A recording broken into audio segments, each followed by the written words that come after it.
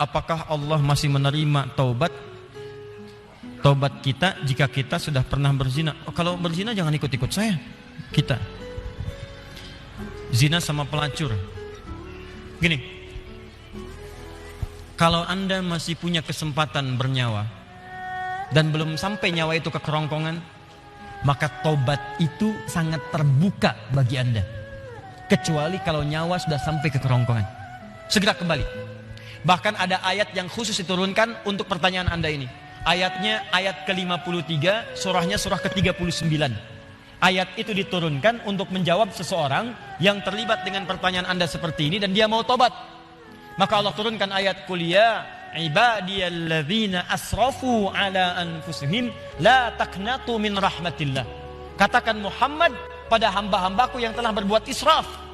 Di antara israfnya mengerjakan perbuatan dosa besar. Dosa besar di antaranya zina. Ketika dikerjakan seperti itu dia mau tobat. Kata Allah, ayo tobat, jangan putus asa dari rahmat Allah Subhanahu wa taala. Kenapa ada kalimat jangan putus asa? Karena orang kalau berbuat dosa besar, setannya lebih mudah menjerumuskan dia. Karena akan dibuat kalimat-kalimat dalam dirinya seakan-akan mencegah dia untuk bertobat. Sudah, dosa kamu berbuat sudah begitu besar, gak ada kesempatan untuk bertobat lagi. Sudah, kamu sudah terlanjur basah, berenang sekalian, tinggalkan perbuatan yang ini. Kamu medannya di sini, kamu dunianya di sini. Kata Allah, itu semua tidak benar. Saya itu adalah Tuhan rahmat, bukan Tuhan ghadab. Rahmat saya melebihi ghadab yang ada dalam diri saya. Maka rahmat itu manfaatkan. Tobat. Ayo tobat. Saya katakan, jangankan Anda, pelacurnya pun.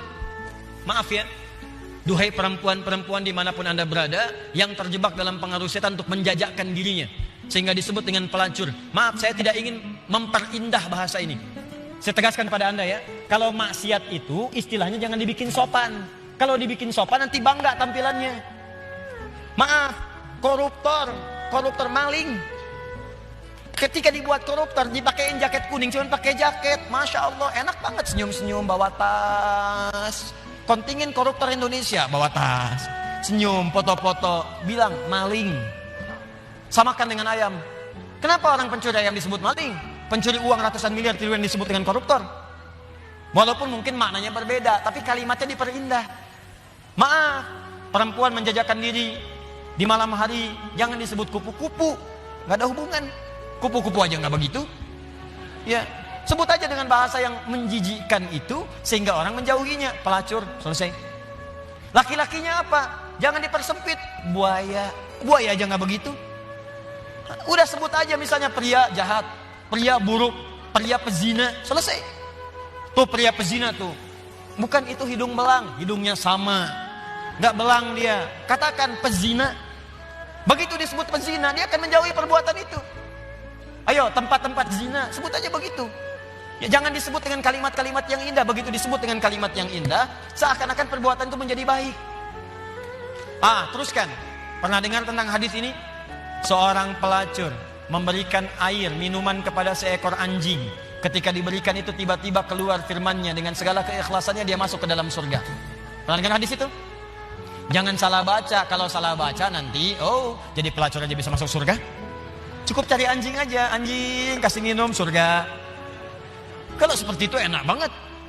Bukan, cara bacanya adalah ketika dia memberi minuman itu, dia sadar dengan dirinya. Ini anjing aja hewan najis, disebut najis, keadaannya terhina, diberikan minuman, tiba-tiba dia bisa berubah, beraktivitas dengan cara yang baik. Saya manusia, bukan hewan. Walaupun saya melakukan perbuatan hina, kenapa saya tidak berubah seperti anjing ini punya energi?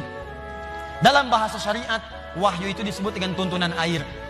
Allah menurunkan air dari langit, membuat tanaman yang kering, tanah yang kering menjadi gembur kembali.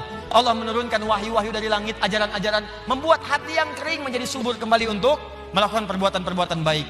Sadar dia dengan perbuatan itu, bertobat dirinya. Taubat itu yang menggugurkan dosanya, berubah jadi beramal soleh. Amal solehnya yang menjadikan dia terjamin surga di sisi Allah Subhanahu wa taala. Pelacur, tobat, masuk surga. Pembunuh 100 orang, tobat, masuk surga. Maka saya ajak orang yang pernah berbuat perbuatan semacam ini, ayo tobat.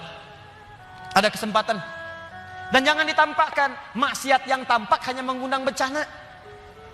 Ini sekarang ini sudah banyak nih. Saya perhatikan orang bangga berbuat maksiat. Awas, hati-hati. Homoseksual, lesbian, LGBT, macam-macam sudah bangga bikin kontes, bikin macam-macam, ngundang musibah tuh. ngundang musibah. Dan kita doakan, kita ajak mereka dakwahi dengan lembut supaya meninggalkan perbuatan-perbuatannya. Doakan Pak, dalam malam kesempatan hari doa, istighfar. Karena istighfar itu diantaranya bisa menahan murka Allah Subhanahu Wa Taala. Wa ma kana Allahu liyu'adzibahum wa anta fihim. Muhammad, sepanjang kamu hidup mereka tidak akan pernah saya azab. Kalimatnya fiil. Tapi ketika nabinya meninggal, wa ma kana Allahu mu'adzibahum wa hum yastaghfirun. Kenapa yang pertama kata kerja, yang kedua kata benda? Pertama kata kerja karena di zaman Nabi setelah masuk Islam jarang orang berbuat maksiat. Setelah nabinya meninggal berubah jadi kata benda, orangnya banyak bermaksiat. Tapi kenapa azab ditahan oleh Allah? Ada kalimat di ujungnya wahum yastaghfirun, karena ada orang-orang yang masih istighfar kepada Allah Subhanahu Wa Taala. Kita berdoa malam. Ya, bikin programnya. Saya kemarin ke Padang berapa waktu lalu, wali kota Padang punya program Padang bebas maksiat. Saya kira ayo Kabupaten Bandung, ya Kabupaten Bandung bebas maksiat. Anda berdoa, dakwahi, tampakkan kebaikan. Ayo mulai sekarang yang ngaji dengan saya minta komitmennya. Kalau Anda pegawai berangkat ke kantor, perilaku yang baik, tunjukkan nilai keislaman, jujur dalam bekerja, jangan takut. Anda tidak akan kehilangan rezeki. Anda nggak korupsi pun rezekinya segitu. Anda korupsi, rezekinya nggak nambah segitu juga. Jadi kalau Anda bisa dapatkan yang halal, kenapa mencari dengan yang haram? Nggak usah, yang baik-baik aja, rezeki Anda sudah terjamin. Demi Allah saya katakan, kelihatannya banyak, cuman segitu juga. Kalau Anda berbuat baik, ditahan oleh Allah, seperlunya dikasih, perlu dikasih supaya Anda nggak repot. Kadang-kadang dikasih banyak supaya bisa zakat, supaya bisa infak. Cukup tempuh dengan cara yang jujur, rezeki datang dengan semestinya. Ayo Anda yang bekerja di birokrasi, di diplomasi, jujur aja udah. Tunjukkan nilai keislaman. Pak, kenapa so soleh sih? Gak nerima proyek begini, bukan sok soleh. Saya ingin menunjukkan bahwa agama yang saya peluk selalu mengarahkan pada nilai-nilai kebaikan. Demi Allah saya katakan, saya tidak menerima ini pun rezeki saya akan didapatkan dengan seperlunya, sesuai dengan kebutuhan saya. Paham? Ditinggalkan yang tidak baik. Apapun pekerjaan Anda, yang polisi, yang tentara, yang macam-macam, yang camat, yang lurah, yang bupati. Ayo, kalau Anda merasa mengaji dengan kami, tunjukkan bahwa apa yang kita pelajari bisa dipraktekkan dalam kehidupan. Yang seperti ini, tobat. Kalau Anda tobat, saya doakan, saya bermohon pada Allah, semoga yang bertanya ini kalau benar-benar dia bertobat, dan semua yang bermaksiat bertobat, saya bermohon pada Allah semoga dimuliakan dengan surga saat kembali kepada Allah Subhanahu Wa Taala.